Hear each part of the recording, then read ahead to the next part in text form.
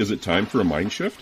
If you don't know what that means, then join your host, Dr. Clint Haycock, a former evangelical Christian pastor and Bible college teacher of over 20 years, along the journey of deconstruction and reconstruction of faith, life, religion, and spirituality.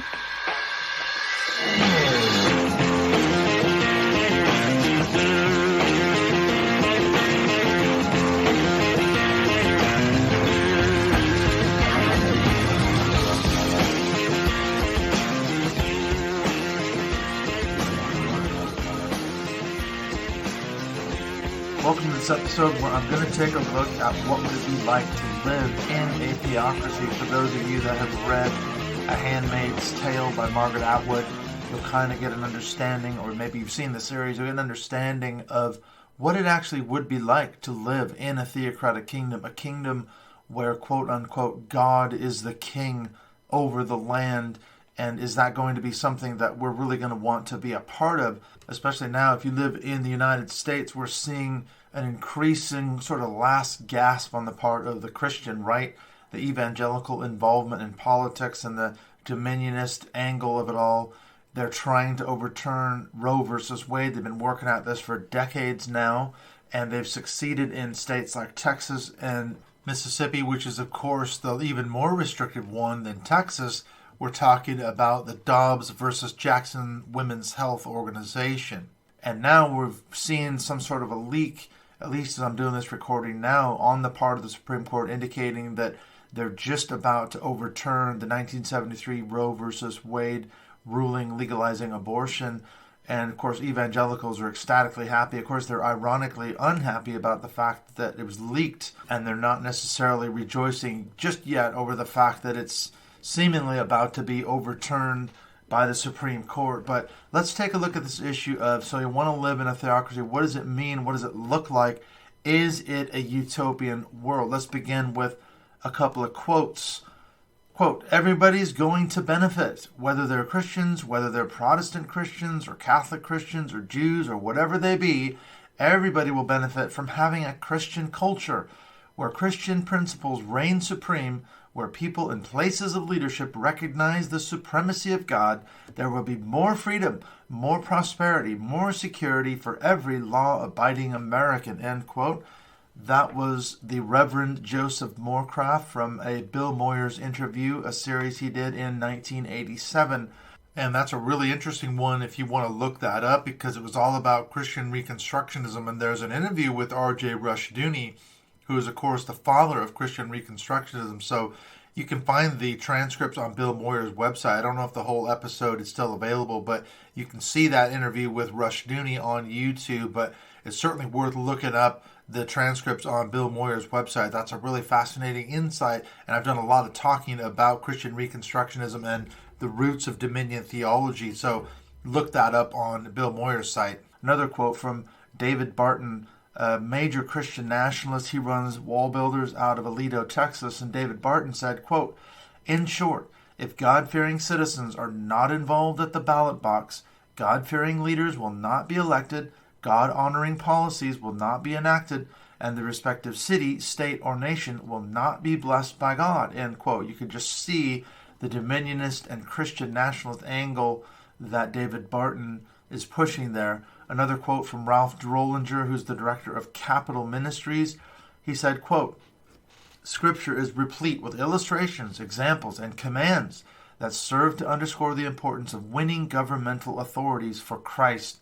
A movement for Christ among governing authorities holds promise to change the direction of the whole country, end quote. And again, just like with the David Barton quote, you can see the blending of Christian nationalism together with the dominionist angle. What they're trying to do is they're trying to save, quote unquote, top leaders. They're trying to install Christians at key positions in government. And the belief is that if we can get enough Christians in charge, God will start blessing America again and we'll have that fabled Christian nation status once again. And that is the hallmark of both Christian nationalism as well as I say, dominion theology.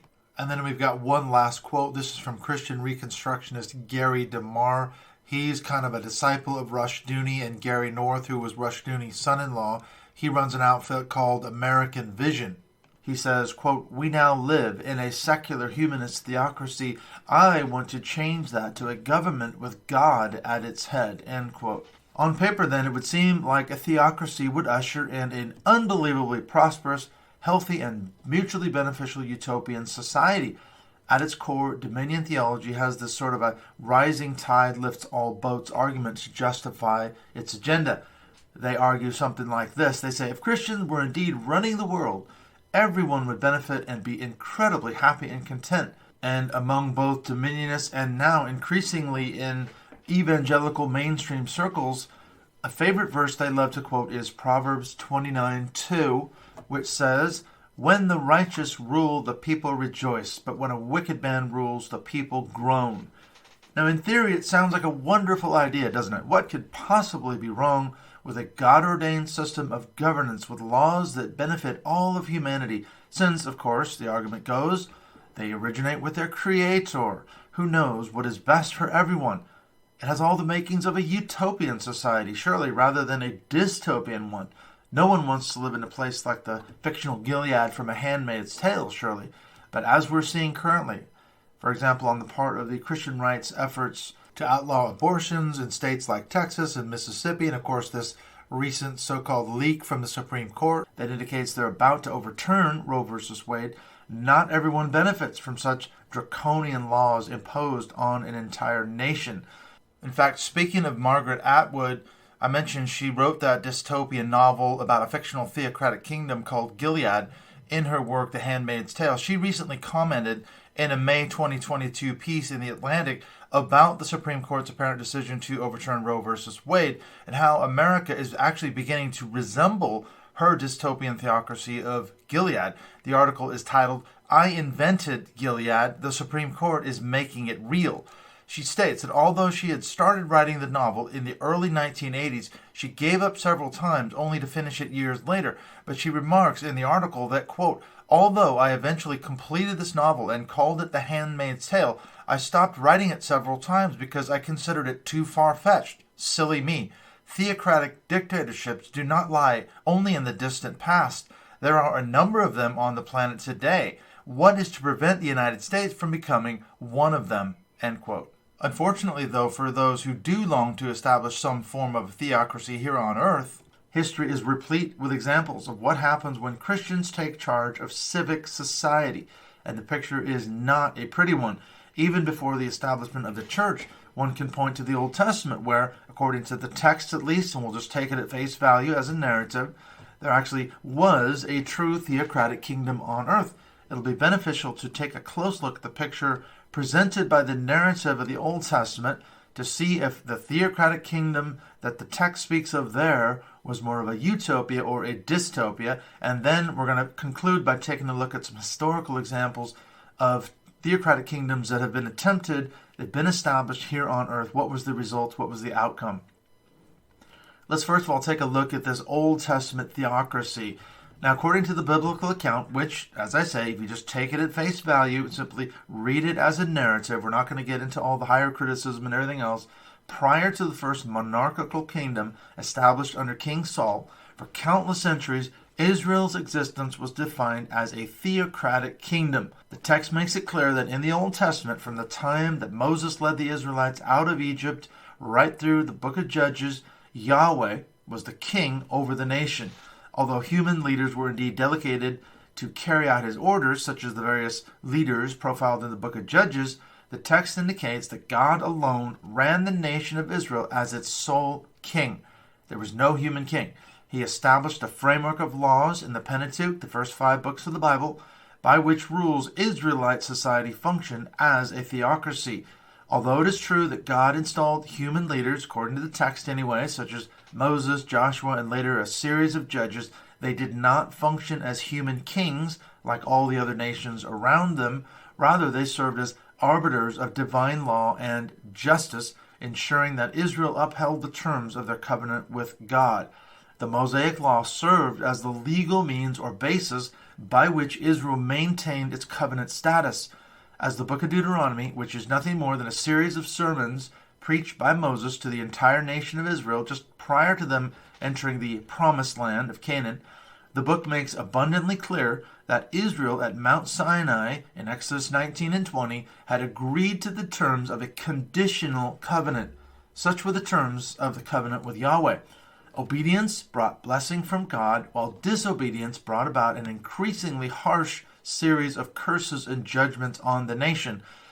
In other words, in God's theocratic kingdom, the prophets served as his mouthpieces, calling Israel to repent and return to the standards of the covenant or face divine judgment. And of course, as we know from the text, the Israelites almost always failed to listen to the warnings of the prophet and fell into sin. On the face of it, then, one would think that as the divine creator of humanity, according to the biblical record anyway, in the book of Genesis 1 and 2, chapters 1 and 2, God would know what was best for his created beings.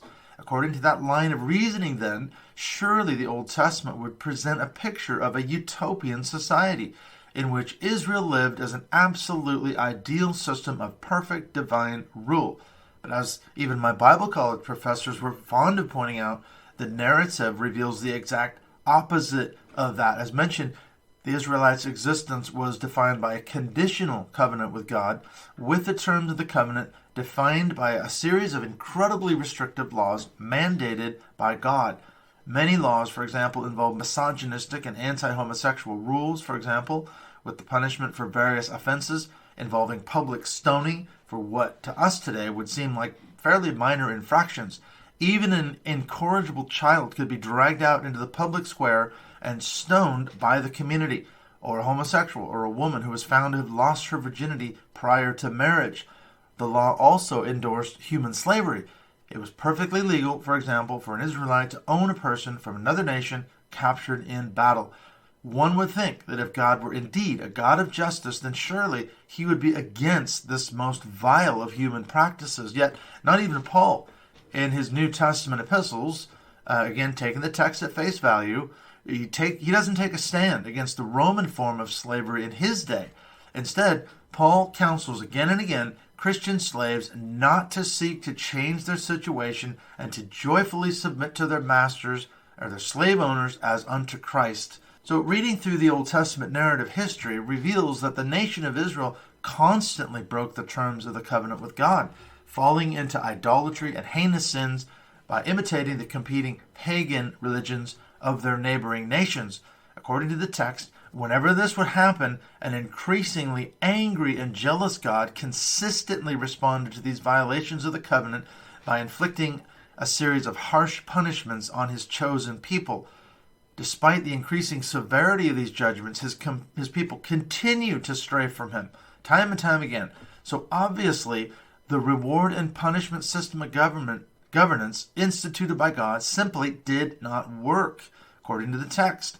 Harsh judgments, including failed crops, economic ruin, destruction, defeat, and enslavement at the hands of surrounding nations, and there's more that I could name, they all failed to motivate the Israelites to love and obey their God.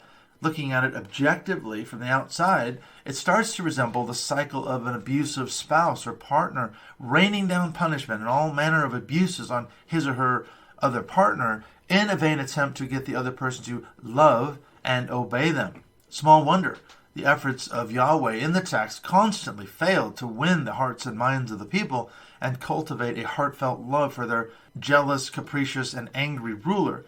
As the historical record of the Old Testament shows, then, the books of Kings and Chronicles unequivocally agree that all of this wickedness culminated in God issuing his final decrees of judgment. First, the destruction of the northern kingdom of Israel by Assyria, followed a few centuries later by the razing of Jerusalem by the kingdom of Babylon. The text indicates that it was God himself, a jealous and angry God himself, who directed all of this activity, meaning, if we interpret it objectively, that his own people experienced all of this brutality at his own hand. One gets the unfailing picture of a vengeful deity, angry and jealous, betrayed one time too many by his unfaithful people, who finally has had enough and ends up sending unspeakable suffering on his so-called chosen people. Following this final crushing defeat, according to the text again, God sent the remnants of the southern kingdom of Judah into Babylonian exile for 70 years. Finally, the minor prophets reveal that even after the miraculous return from exile, God still visited harsh punishments on them for their failures to prioritize him and to obey his commandments as voiced once again through the prophets. None of this history of the very first theocratic kingdom sounds like, to me at least, in any way, shape, or form, a utopian existence. Now, I can hear evangelicals already raising an objection to my argument, and I would argue this too when I was an evangelical in Bible college and seminary, and I would say, now wait a minute, hang on a second, that is the whole point. The Old Testament presents a case study whereby, of course, Israel was going to fail to live up to the law, and this is Paul's argument in the book of Romans and in other places, and that is that you cannot be justified according to the works of the law. It pointed us to Christ. You see, that's the whole point. The sacrificial system failed. The law failed. But as I look at it now, I look at it more objectively. I think, now, wait a minute. Why wasn't it perfect? Why was it an incomplete, flawed system? If that's the case, I would not want to have lived during those decades and millennia when Israel was under this so-called theocratic kingdom. It sounds to me like a horrific dystopian experience. Why wouldn't the Creator God, if that's what the text presents, why wouldn't the Creator God give his people a better system by which to live where they could be justified? It doesn't make any sense. So I dismiss that argument now on the face of it. I don't agree with that. Anyway, let's move on from our biblical theology. Let's take a look at the first example of a human sort of theocracy from the historical record. In addition to the biblical record, then, there are also many historical examples of what happens when Christians seize the reins of power and attempt to enforce their particularly sectarian religious rules upon the wider society.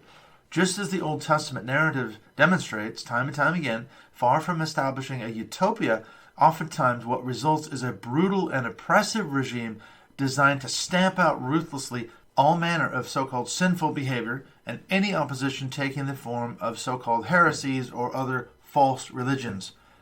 Those in power at the time, they get to decide not only what the rules are according to their interpretation of the Bible, but also how they'll be enforced, often in the most barbarous fashion. Typically, what has been the result when a theocratic government gains control over a region or a nation? Do any clear patterns emerge? I believe that they certainly do. Oftentimes, the result involves the following activities: the banishment of those labeled heretics or enemies, forced conversions to Christianity from other religions deemed false, illegitimate seizure of the property of those deemed heretics, religious policing, fines for breaking restrictive religious laws, the official banning of all sorts of, quote, sinful activities, misogynistic rules against women, and finally, hideous punishments, torture, and even execution of alleged heretics have all been commonplace throughout church history. The first example of this type of activity involves the various iterations of the Inquisition, originating with the Catholic Church's efforts to root out such heresies as the Cathars in the 12th and 13th century. The Inquisition found its most hideous expression in the terrors of the Spanish Inquisition beginning in the 16th century.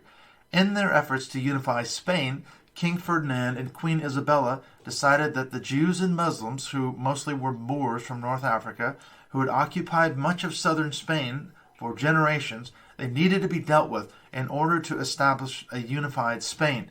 The Spanish Inquisition lasted for centuries, spreading as far as the New World, and was finally abolished, believe it or not, by Napoleon in the early 19th century when he invaded Spain. As an incredibly powerful office set up by the Catholic Church, originally, as I said, in the medieval period, the aim of the Inquisition was to root out and punish heresy throughout Europe and the Americas. It was infamous for the severity of its tortures and the persecution of Jews and Muslims. Let's take a look at the actual roots of the Spanish Inquisition. It began with the early and organized persecution against the Cathar heretics in southern France in the 12th and 13th centuries following the Albigensian Crusade. Then the medieval Inquisition started spreading, and it encompassed the pursuit of the Waldensians in northern Italy and then Germany.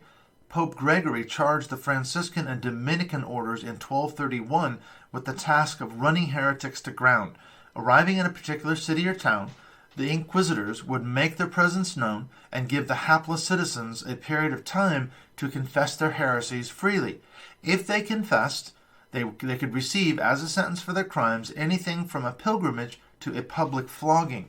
Those who refused to confess, however, after being accused, could face torture and ultimately execution, such as being burned at the stake. The Inquisition took on its most brutal form in Spain, though, by the late 15th century. As I mentioned, when King Ferdinand II and Isabella of Spain, they blamed corruption in the Spanish Catholic Church on the conversos. Now, who are the conversos? These were Jews who had previously been forced to convert to Christianity in order to survive centuries of anti-Semitism in Spain. Suspicious that they were still practicing their religion in secret and jealous of their financial clout as wealthy bankers and financiers, a number of suspicious Spanish Catholics began accusing the conversos of heresy, often, it seems, in a naked attempt to take their wealth from them by using the charge of heresy as a convenient option. In other words, let the church do the dirty work for them and take their property and their money.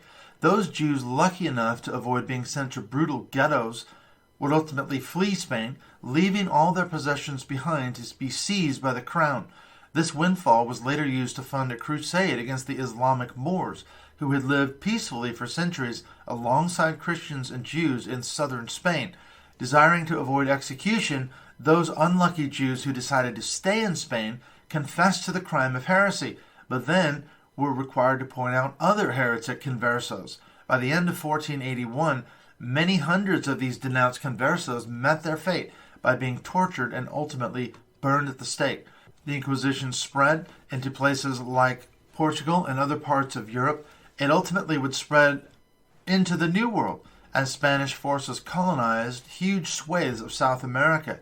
As a result of their colonizing efforts and their desire to promote the primacy of the Catholic faith in the New World, by 1570, as mentioned, it spread there also. Deemed heretics for following the teachings of Luther and Calvin, many unlucky Lutherans and Protestants caught there were tortured and burned at the stake. Back in Europe, when Spain conquered Portugal in 1580, Philip II rounded up countless Jews who had fled Spain seeking sanctuary in Portugal. Many of these, too, were executed. In southern Spain, following the successful crusade against the Moors, many of them in the newly conquered Spanish territory were banished, forced, just like the Jews were, to flee Spain, leaving all their belongings behind. As countless Jewish conversos had done previously, many Muslim Moors who remained in Spain likewise made the decision to abandon their faith and convert to Christianity. Their aim in forsaking their Islamic faith was to avoid banishment or the horrors and the tortures of the Inquisition. Nonetheless, despite being forced to convert to Christianity, like the conversos, they were always viewed with suspicion. At any time, just as with the conversos, they could always be accused of practicing Islam in secret. Without knowing who had accused them or what the charges against them were, they could suddenly end up in prison being arrested, awaiting horrific torture and possible execution by being burned at the stake. Beyond the torture and execution of heretics, the Inquisition even banned certain prohibited books in Europe beginning in 1542. At the Council of Trent, for example, 1545 to 1563, the original list of banned books was superseded by a more comprehensive index of prohibited authors and books, which after 1571 was kept up to date in a separate, though related congregation of the index. The Spanish Inquisition, by far the most severe iteration of those institutionalized tribunals designed by the Catholic Church to root out heresy, as I mentioned, finally came to an end when Napoleon and the French army invaded Spain in 1808. His brother Joseph, made king of Spain by Napoleon, officially abolished it that same year. Despite efforts to revive it, after Napoleon's defeat at Waterloo in 1815, the Inquisition finally came to an inglorious end in 1834. The second example of Christians exercising jurisdiction over a region relates to the Italian city of Florence under the control of the fundamentalist Dominican friar Savonarola in the 15th century. As part of an order dedicated to rooting out heresy, his extreme views resulted in the so-called Bonfire of the Vanities in 1497, the public burning of anything deemed to cause people to sin. These included invaluable, priceless works of art, cosmetics, books, and dresses even. Inflamed by Savonarola's fiery rhetoric, his preaching, his followers dressed in white gowns and went door to door collecting vanities to be burned on a giant pyre lit in the Piazza del Signoria and surmounted by a figure of Satan. As he gained prominence in the city of Florence, Savonarola promoted a theocracy and declared that Christ was king over the city. The Florentines, initially buoyed by Savonarola's claims of heavenly visions that God would bless the city and all its inhabitants would ultimately prosper, at first they embraced his campaign to rid the city of all so-called vice. Laws were passed at the insistence of Savonarola against sodomy, that is, any same-sex relations, adultery, and public drunkenness. Groups of boys and young men policed the streets, watching out for any moral transgressions such as immodest dress or behavior. Ultimately, however, although supporting Savonarola's religious strictures at first, on May 12, 1497, Pope Alexander VI finally grew tired of him and excommunicated him for heresy and sedition. Savonarola, for his part, responded by calling the Catholic Church a whore, which later led to him being arrested and imprisoned. Under torture, Savonarola confessed to having invented his prophecies and visions, only to recant and then confessed again. Ironically, on the morning of May 23, 1498, in the very city of Florence, Savonarola, along with two other heretic priests, were taken out of their cell, publicly denounced as heretics and schismatics, and then hanged. Following the hanging, their bodies were then burned to discourage devotees from scavenging for holy relics. A third example of such fanatical religious extremes involves the Swiss city of Geneva under the rule of John Calvin in the 16th century. Yes, that is the same John Calvin who instituted Calvinism, Calvin's Institutes, and all the rest of it. All of this took place, of course, during the context of the Protestant Reformation in Europe. As a heretic Protestant and rightly fearing for his life, Calvin fled his native France because it was too dangerous to stay there. Ultimately, he found sanctuary in Geneva in Switzerland. Propelled from his preferred religious studies into religious politics, Calvin attempted to reform Geneva beginning in the year 1542. With the aid and authority of the city council, Calvin became what amounted to a religious dictator, empowered to root out all forms of heresy and Catholicism. Thus, to enforce his rigid religious views, Calvin instituted what amounted essentially to a theocratic police state in Geneva, a true totalitarian regime. According to William Manchester's work, A World Lit Only by Fire, he describes the situation in Calvin's Geneva. Quote, he says, all Protestant regimes were stiffly doctrinal to a degree unknown until now in Rome. John Calvin's Geneva, however, represented the ultimate in repression. The city-state of Geneva, which became known as the Protestant Rome, was also, in effect, a police state, ruled by a consistory of 5 pastors and 12 lay elders, with the bloodless figure of the dictator looming over all. In physique, temperament, and conviction, Calvin, who lived from 1509 to 1564, was the inverted image of the freewheeling, permissive, high-living popes whose excesses had led to Lutheran apostasy. And Manchester goes on, he says that Calvin was frail, thin, short, and lightly bearded, with ruthless, penetrating eyes. He was humorless and short-tempered. The slightest criticism enraged him. Those who questioned his theology he called pigs, asses, riffraff, dogs, idiots, and stinking beasts. One morning, he found a poster on his pulpit accusing him of gross hypocrisy. A suspect was arrested. No evidence was produced, but he was tortured day and night for a month till he confessed. Screaming with pain, he was lashed to a wooden stake. Penultimately, his feet were nailed to the wood. Ultimately, he was decapitated. End quote. In Calvin's Geneva, citizens were routinely tortured, exiled, or executed for the most minor of infractions, which include, among the following, censorship of the press, even the slightest criticism of Calvin, missing church services or skipping the Eucharist, naming children after Catholic saints, or any sinful activity deemed backsliding. Religious police could enter people's homes at any time to check on their status. 58 people were executed during the first 5 years of Calvin's rule. 76 were exiled. George Denia, in an article on Calvin's Geneva, relates a terrifying story. He says, quote, most notorious was the case of Michael Servetus, the scientist and theologian with whom Calvin had corresponded earlier, but disagreed on religious dogma. Specifically, Servetus denied the existence of the Trinity and maintained there was only one God. On his way to Italy, he made the fatal error of passing through Geneva, was arrested, tried for heresy by the city council, and condemned to death.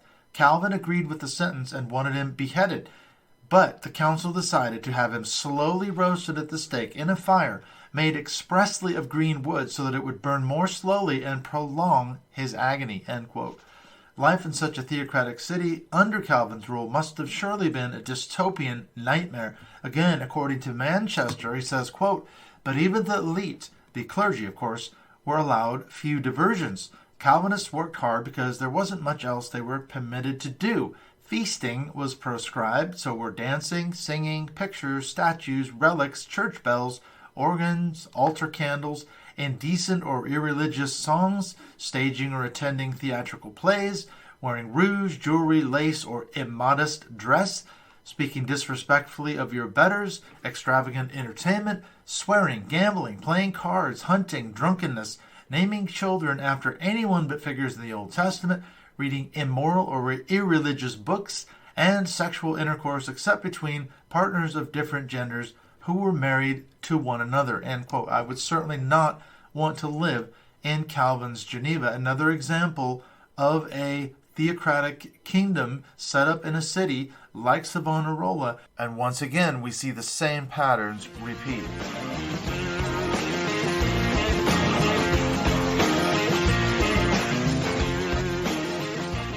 When we come back from the break, we're going to take a look at two more historic examples of some form of a theocratic kingdom that has been set up on earth. What were the results? How did it go down? And would you want to live in a theocracy? I just wanted to mention what's coming up here in the next few episodes here on Mindshift Podcast. Some really cool stuff coming down the pipeline. I've got a chat with Jen Senko. She's the author of The Brainwashing of My Dad. That's going to be coming out really soon. But before that happens, I'm going to be talking with Peter Montgomery of the Right Wing Watch. We chatted about the Texas abortion law, I think it was about a year ago, and we're going to touch base again on this recent situation in the Supreme Court.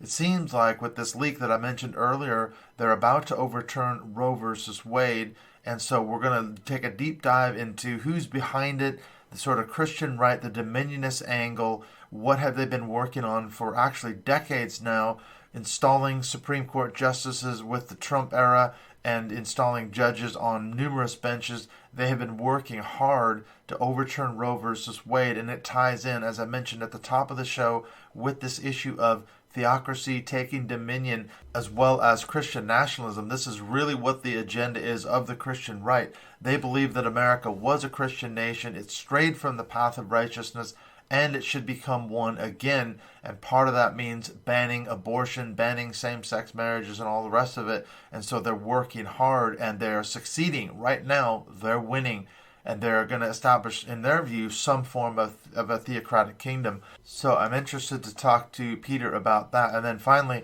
I'm going to be talking to Melanie McAllister, I should say Professor Melanie McAllister. She's the Professor of American Studies and International Affairs at George Washington University.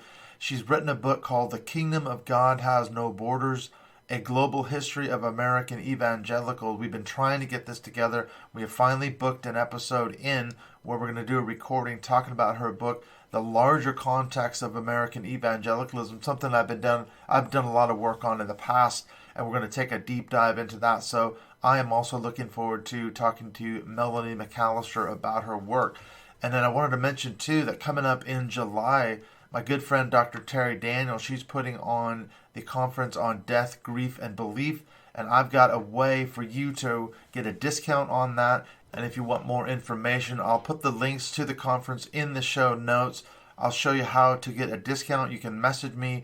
You can DM me on Twitter. You can follow me at Mindshift2018. I'll probably put out some tweets about this as well. You can also find out some more information. Message me from the Mindshift Podcast Facebook page. That's just a public page, and you can find out more information on that. You can also support the show on Patreon and get access to some fantastic Mindshift Zoom calls.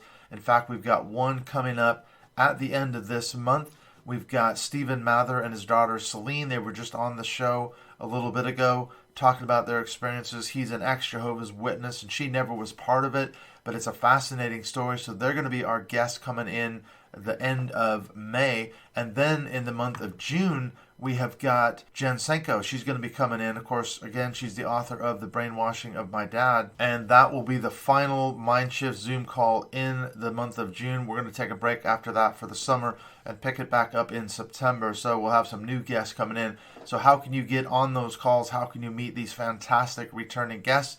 Again, you can support the show on Patreon, and that gets you access to these calls that we hold every month, as well as our patrons-only calls.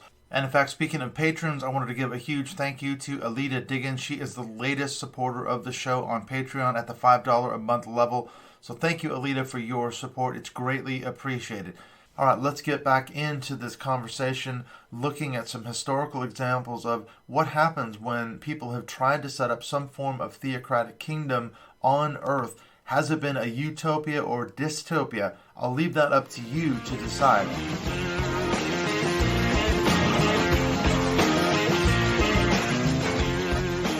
Let's take a look at a fourth example of Christians who seize political power. This includes Great Britain under the reign of Oliver Cromwell and the Puritans following the English Civil War in the 17th century.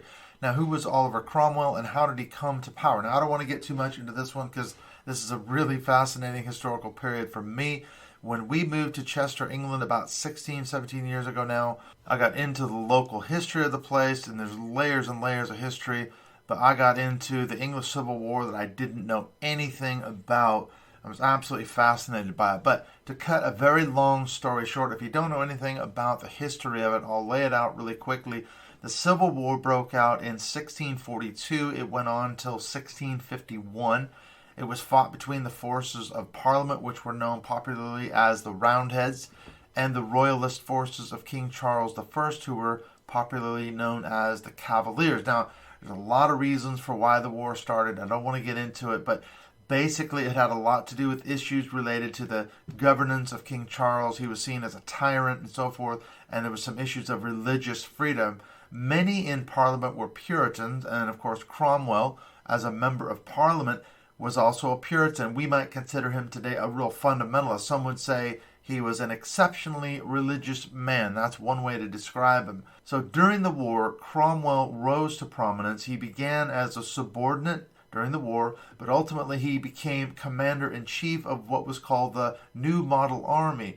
This was a remodeled modern army that Cromwell took a significant hand in reforming. He was also one of the signatories of King Charles's death warrant in the year 1649. And after being found guilty at his trial of being a tyrant and committing treason for waging war against his own people, the king was beheaded in January of that same year.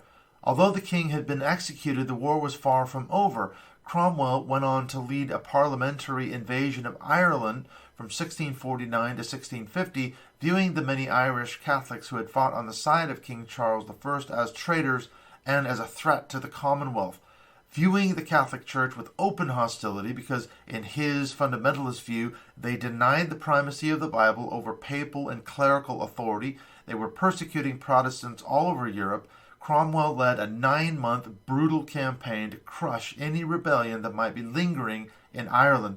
Cromwell and his soldiers committed multiple acts of what would rightly be called today war crimes against Irish soldiers, priests, and civilians who tried to surrender but were then murdered outright. In his book, Oliver Cromwell, God's Executioner, Michael O. Shakru, and I have no idea if I'm pronouncing that right, so I apologize to him, but he comments on Cromwell's legacy when he states, quote, "In the mid-17th century, a lethal combination of racial superiority and religious bigotry, reinforced by a genuine sense of outrage at events during the initial month of the Ulster Rebellion, created the ideal conditions for Cromwell's campaign of terror against Irish Catholics. His conduct shocked contemporary opinion, not only in Ireland but also on the continent, and also certainly prolonged the war by a number of years." He goes on, "This conflict results in a catastrophic loss of life of both soldiers and civilians alongside the destruction of much of the country's economy and infrastructure.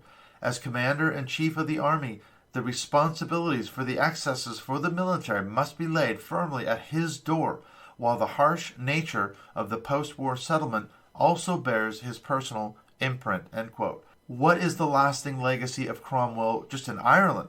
Even today, many there revile him. His brutal tactics against the Irish Catholic population, essentially committing genocide and war crimes, left a lasting imprint on the country and gave rise to Irish nationalism. This, in part, would lead to later conflicts in Ireland, such as the Troubles that lasted from the late 1960s through to the late 1980s. This was a war that was fought between ostensibly the Catholics and the Protestants, although it was far more than merely a religious or sectarian conflict. It was a war fought over the status of Northern Ireland, whether or not it would remain part of Great Britain or be united with the Republic of Ireland. On Cromwell's legacy, O'Shakru comments that, quote, "In Ireland itself, the Protestants of Ulster, uncomfortable perhaps with his reputation as a regicide, choose to commemorate William of Orange instead, while for many Catholics he remains a hate figure guilty of crimes against humanity. Cromwell was no monster, but he did commit monstrous acts. A warrior of Christ," he says, "somewhat like the Crusaders of medieval Europe, he acted as God's executioner, exacting revenge and crushing all opposition, convinced throughout of the legitimacy of his cause and striving to build a better world for the chosen few." End quote. Following his victories in Ireland, Cromwell returned to England, where in 1653, with the backing of the army, he sent the MPs home and became effectively a king over England, ruling as what was called the Lord Protector until his death in 1658. As a Puritan, Cromwell not only tried to live his life according to his interpretation of the Bible, he believed, of course, that everyone else in the nation should too. Pushing the Puritan work ethic, the belief that hard work would lead to God's blessing and ultimately to heaven, Cromwell frowned on what he would term pointless enjoyment. For example, both Christmas and the singing of Christmas carols were officially banned. Cromwell labeled them as both popish and wasteful activities. According to C.N. Truman, quote, "Cromwell banned Christmas as people would have known it then. By the 17th century, Christmas had become a holiday of its celebration and enjoyment, especially after the problems caused by the Civil War. Cromwell wanted it returned to a religious celebration where people thought about the birth of Jesus rather than ate and drank too much. In London, soldiers were ordered to go around the streets and take, by force if necessary, food being cooked for a Christmas celebration. The smell of a goose being cooked could bring trouble. Traditional Christmas decorations like holly were banned." End quote. Cromwell also introduced a series of restrictive laws designed to improve the morality of the country, including the following: the closing down of many inns and theaters, and banning such popular activities as drinking alcohol and bear baiting, just to name a few. Instead of feast days, Cromwell introduced a mandatory monthly fast day. In Cromwell's Britain, both work and sport on a Sunday were illegal. Boys playing football or soccer on that holy day could be whipped. Women found doing any unnecessary work on a Sunday could be sentenced to the stocks. Even going for a walk on the Lord's Day, unless it involved walking to church, could result in a fine. Swearing could also result in a fine. Repeated infractions sent the offender to prison. Cromwell used soldiers to enforce his laws throughout the nation. Just like as in Calvin's Geneva, any woman or girl caught wearing makeup or modeling what was considered to be immodest dress, which included dresses considered to be too colorful, they could also be punished. Roaming the streets of Britain's cities and towns, Cromwell's soldiers would scrub the makeup off any female they caught violating these rules. But by the end of his tenure as Lord Protector, all of these harsh rules and punishments had not exactly endeared Cromwell to the people of Britain. Many, in fact, hated him for his restrictive religious laws and banning of all sorts of fun activities. Now, when he died, although he was buried in Westminster Abbey with all the pomp and circumstance due his office, this is the historic burial place of English kings. Once King Charles II became restored to the throne in 1660, Cromwell's body was dug up. It was put on trial as a traitor and a regicide. That's a person who is responsible for the murder of a king or a queen. Following his trial, his body was found guilty, symbolically hanged from a gallows at Tyburn, the classic place of execution in London, and finally it was subjected to a posthumous beheading. His headless body was unceremoniously dumped into a pit, and his head was put on a pike, and it was displayed in London for years. Such was the sort of unceremonious end to the reign of Oliver Cromwell, the Lord Protector of England. Let's take a look at the fifth and final example of what happens when Christians begin to possess or seize political power, an example from, believe it or not, modern-day America. Our story begins with a certain John Alexander Dewey, who was a Scottish-born faith-healing congregational minister.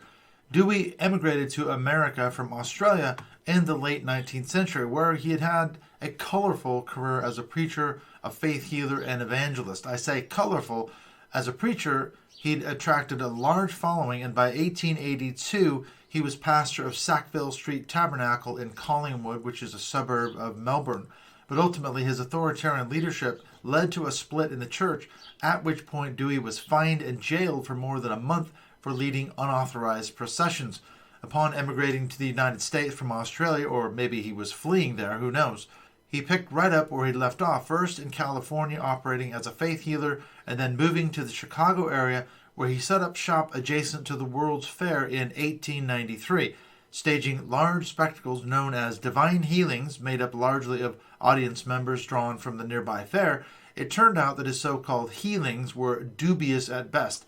He was known to stage healings, and only selected, carefully screened individuals who were allowed to come on stage. Many beneficiaries of his healings turned out to be audience plants. But after buying a plot of land about 40 miles away from Chicago, he announced in 1900 the founding of the city of Zion. By the next year, 1901, he had established Zion, Illinois, designed to be a theocratic utopia, which, in his words, was, quote, founded by the will of God. As the general overseer of Zion, and later over all of Christendom, he would claim, Dewey owned everything in Zion, including all of the land, and subsequently laid down the law for all of his devoted followers. Algeo, in an Atlas Obscura article on the subject, comments that, quote, Zion's residents were required to comply with Dewey's strict interpretation of the scriptures.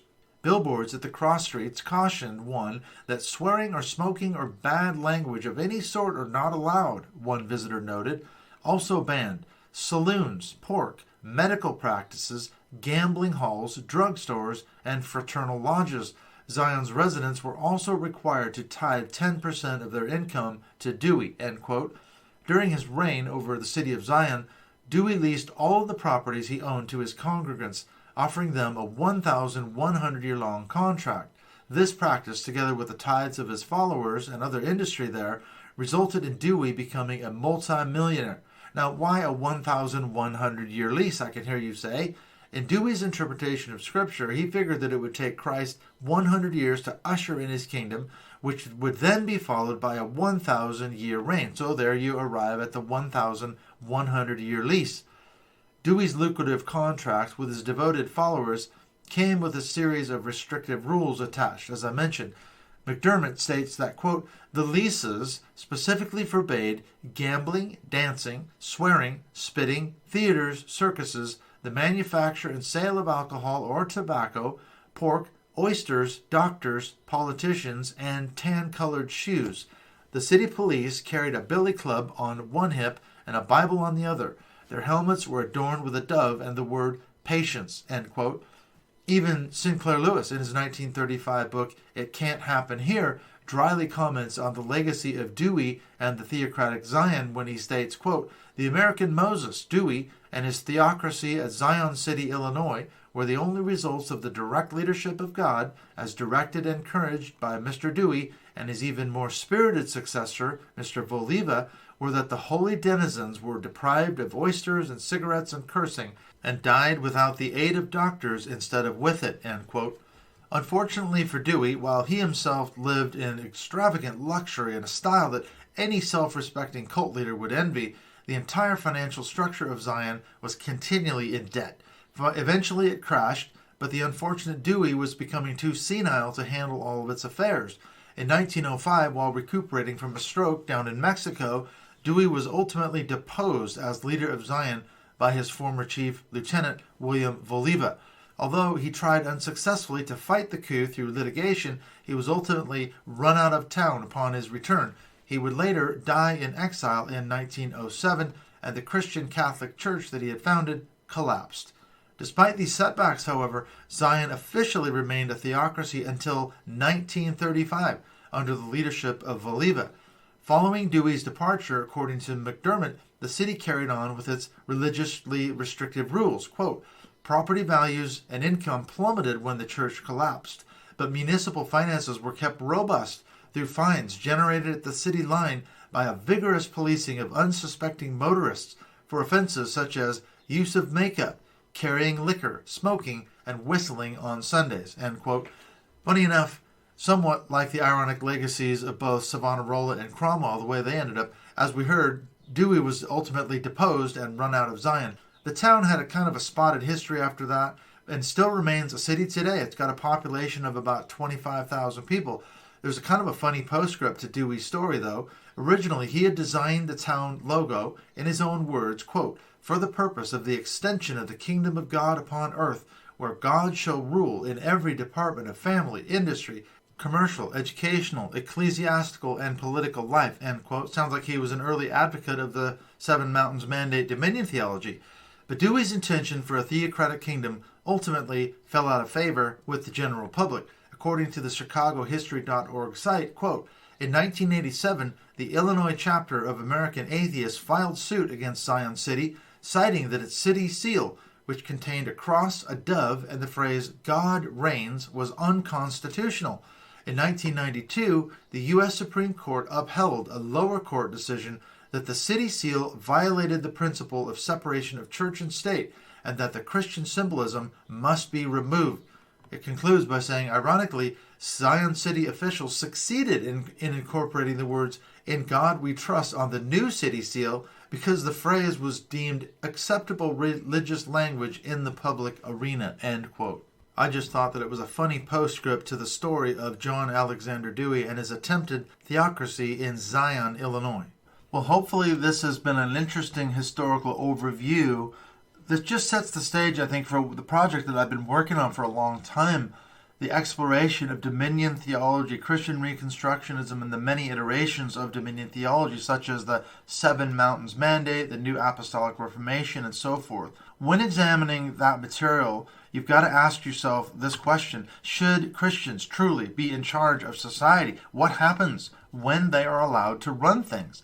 Although one could make a case that each of the above historical examples are some kind of anomaly, they can be explained away by examining their historical context. Nonetheless, a clear pattern emerges. The examples consistently demonstrate that when Christians are, in fact, in charge of civil government, far from establishing a utopian society, what results are among the following restrictive rules and practices, as I mentioned before. Things like religious policing to enforce rigid rules, restricting marriage to monogamous heterosexual couples only, intolerance of other beliefs, practices, and religions, banning of anything that might lead to sin, mandatory church attendance or fines for skipping church, incredibly restrictive rules resulting in violators receiving harsh fines or cruel punishments such as whipping, imprisonment, or public execution. Historically, these sorts of activities are what make up a theocracy. In reality, it's a totalitarian state in which people who do not fit their religious narrow mold are in severe danger. And yet, undeniably, in America today, and indeed in other governments around the world also, both dominionists and Christian nationalists are hard at work infiltrating the corridors of power in order, in their view, to set up Christ's kingdom on earth, some form of a theocracy.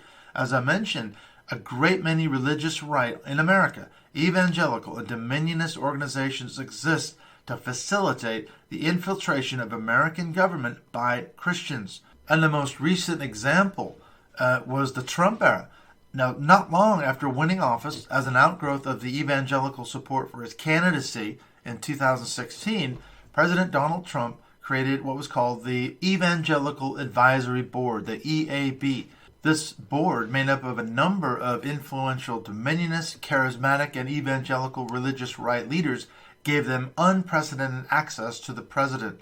Throughout his 4 years in office, they continued to offer guidance and advice to Trump on a great many laws and public policies. There was even a lawsuit from Americans United. They charged that even more concerning was the fact that a great many of their meeting minutes were unrecorded, so that the public had no idea of what topics and subjects were being discussed, what advice was being given to Trump by these leaders. And as it turned out, the public would only find out about this board's influence after Trump would issue an executive order, as in, for example, his sudden July 2017 ban on transgender troops in the U.S. military, which caught even the Pentagon top brass off guard. This decision was later traced back to a meeting that the EAB held in which they had pressured him to release this executive order. Trump finally made the ruling after members of the EAB wrote him a letter asking him to reverse an earlier Obama-era ruling allowing transgender troops in the military, which he did shortly thereafter. Thus, the sway of the EAB on Trump administration policies affecting Americans was very substantial. Board member Reverend Johnny Moore later stated on C-SPAN that the EAB has had a, quote, pretty significant hand in directing or affecting administration policy, end quote. That reality should be a major concern going forward. In addition to the EAB, Trump elevated known dominionists and evangelical religious right figures to very high positions of influence, beginning, of course, with his choosing of Vice President Mike Pence, who was a classic fundamentalist evangelical. He appointed evangelicals such as Mike Pompeo to Secretary of State, Betsy DeVos as Secretary of Education, and Ben Carson as Secretary of HUD, Housing and Urban Development. Trump also replaced Jeff Sessions, who himself was an evangelical, and later installed William Barr as Attorney General. Although Barr is officially Catholic, he has long-standing ties to the Catholic Dominionist organization Opus Dei. Barr has also made numerous public statements attacking the church-state separation and the encroachment of what he calls secularism in both government and the wider nation of America. For example, Barr once stated in a 1992 speech that, quote, to the extent that a society's moral culture is based on God's law, it will guide men toward the best possible life, end quote. Barr's sentiment is straight out of Christian Reconstructionism. Finally, Trump appointed pastor, televangelist, and known Seven Mountains Dominionist Paula White Cain as not only his main spiritual advisor, she ended up leading his so-called Faith and Opportunities Initiative. So I'm going to conclude this episode with this question, again, that I asked at the beginning. Do we really want Christians in charge? Should they be running the country and enacting the laws to which all must obey, regardless of their beliefs or political position? With the willing assistance of the Trump administration during his tenure, Dominionists and many influential religious right Christian fascists are working extremely hard, even now, to do just that, to establish some form of a theocratic kingdom, or at least with Christians in charge.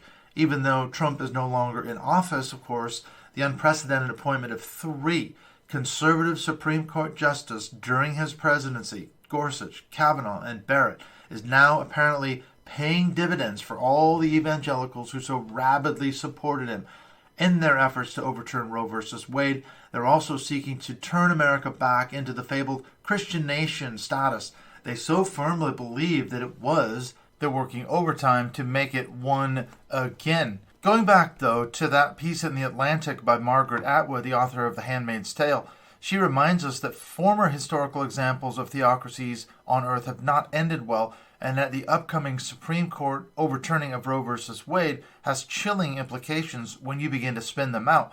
She asserts in the piece that, quote, the Alito opinion, which was the piece that was leaked to the public, purports to be based on America's Constitution, but it relies on English jurisprudence from the 17th century, a time when a belief in witchcraft caused the death of many innocent people. The Salem witchcraft trials were trials. They had judges and juries, but they accepted spectral evidence in the belief that a witch could send her double or specter out into the world to do mischief. And she goes on, she says, thus, if you were sound asleep in bed with many witnesses, but someone reported you supposedly doing sinister things to a cow several miles away, you were guilty of witchcraft. You had no way of proving otherwise. Similarly, it will be very difficult to disprove a false accusation of abortion. The mere fact of a miscarriage or a claim by a disgruntled former partner will easily brand you a murderer. revenge and spite charges will proliferate, as did arraignments for witchcraft 500 years ago. She concludes, she says, if Justice Alito wants you to be governed by the laws of the 17th century, you should take a close look at that century. Is that when you want to live? End quote. We didn't look at the Puritan reign in the early colonies of America, but that's what she's talking about. Now, indeed, what type of world do we want to inhabit? One last point I'm going to make here is from the Facebook page of Kerry Noble. It's called Noble Insights. I'm going to be interviewing him in the month of June. He is a former member of the white supremacist group, the Covenant Sword and Arm of the Lord, which is also known as the CSA.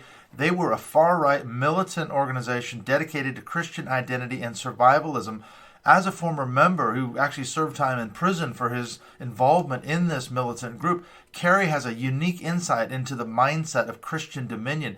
The overturning of Roe versus Wade is potentially but a slippery slope of Americans being systematically denied their rights in favor of establishing some form of a theocracy with, as I mentioned, a view to turning America back into that fabled Christian nation status that so many on the Christian right believe, as I said, not only it was, but should be once again. So on a May 13, 2022 post on his page, Kerry put it succinctly when he stated, quote, if the Supreme Court reverses itself on Roe versus Wade, expect the next reversals to be, number 1, prayer in schools. This one would be an easy one, he says. Number 2, Second Amendment rights and doing away with gun control laws.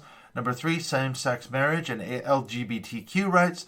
Number 4, major selective immigration. Only the best minds would be let in. Number 5, no separation between church and state, with Christianity being the recognized religion.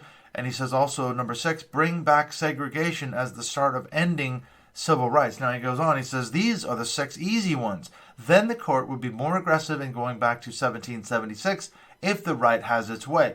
Some more things that might be repealed are number 7, mixed marriages. This one would be difficult but not impossible. Number 8, do away with freedom of the press and freedom of speech. Now he says, these are the 9 goals, including Roe, the religious right, which feeds the political right, wants. Remember, the ERA, the Equal Rights Amendment, constitutional amendment, has never passed, and it is still resisted today. The extreme right wants to go back to the 1950s at least, and 1776 at best. At issue in the minds of the religious right is the preservation of the white race, white men in absolute control, America first, and Christianity as the state religion. The goal is a white Christian America, nothing less, he says, built upon the law of Moses and fear/control, end quote. Thanks for listening in to this episode on Mindshift Podcast. I hope this has been a stimulating, thought-provoking process to go through some of these historical examples of what it means to live in some form of a theocratic kingdom, historical examples, and looking also at the Old Testament, at least the narrative version. We see that it was not a utopian society. In fact, none of them were.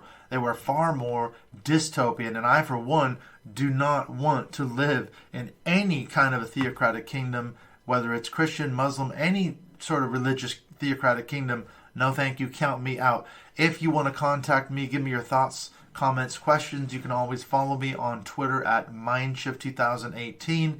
You can support the show on Patreon. The links to that, as always, are in the show notes, and you can give me your thoughts, questions, comments on Twitter, or you can send me an email through the public Mindshift Podcast Facebook page. I'll see you next time. We're going to come back with a conversation with Peter Montgomery of the Right Wing Watch. So I'm interested to hear from Peter and get an update on what's happening in terms of the religious right, the dominionist angle, what's their efforts, what's their aims behind this thrust to try to overturn Roe versus Wade. What does it all mean? So look for that episode coming out next with Peter Montgomery of the Right Wing Watch. Thanks for listening in. I'm Dr. Clint Haycock. I will see you again next time.